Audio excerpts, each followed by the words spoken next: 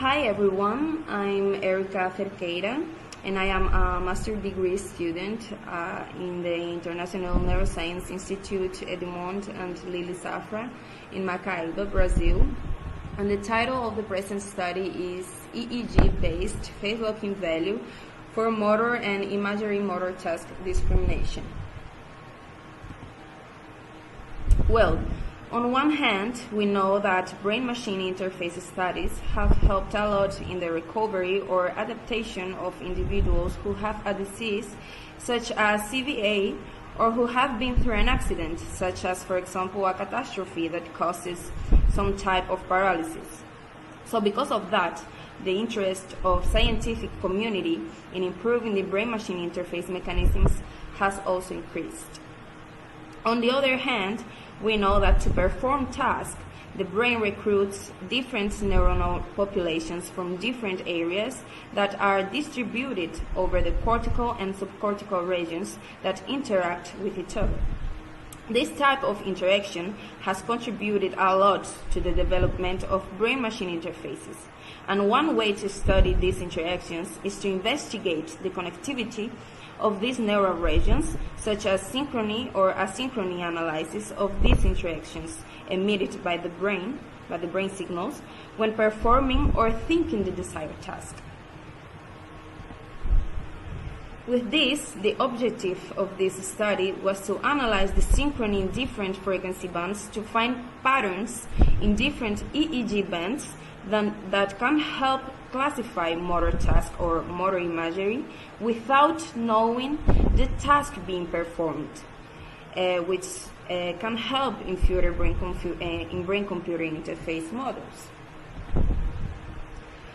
Well, as we already know, electroencephalogram is a method widely used to capture and analyze brain signals in a simple way, since it's a non-invasive method.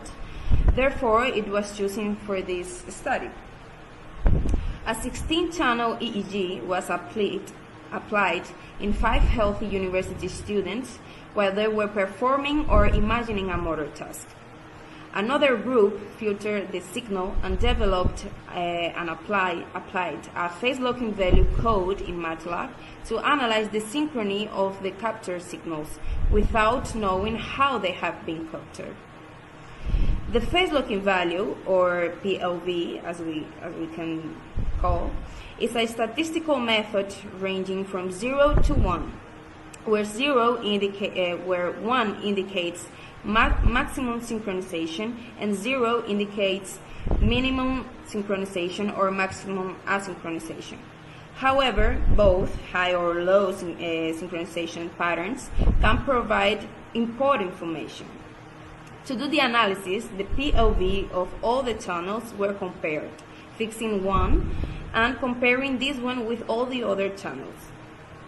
After that, a code was created to indicate in which instant the most notorious pattern happens, which would indicate when the task or the imagery task occurred, automating the analysis.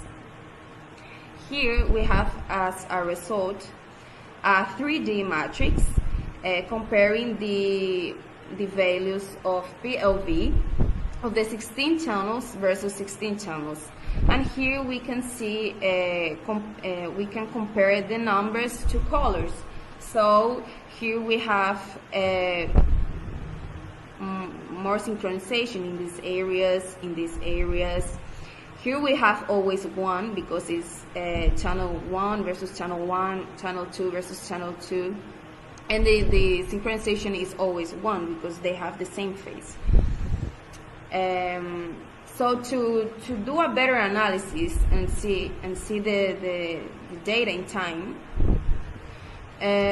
we resize the matrix in a 2D matrix, so we can see the values of PLV in time. We obtain patterns in all the frequency bands, but in delta and beta were the most significant results. So here we choose as an example person 2 and person 4, just to compare.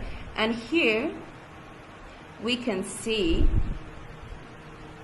that the patterns in beta are inversely synchronized from delta. And these patterns indicate the task that is being performed. And here we can see where are the instants that this task occurred. And in delta, we can see that are highly synchronized. The patterns are highly synchronized when the person is doing the task, and in beta is highly unsynchronized. So we can conclude then that there are an identifiable pattern in different frequency bands other than just in mu and beta as normally applied in the brain-machine interfaces to motor task or motor imagery, and that we can classify the instant that the tasks are performed through these patterns, and that can be used for future applications in brain-computer interfaces. So thank you very much, and this is my contact for future questions.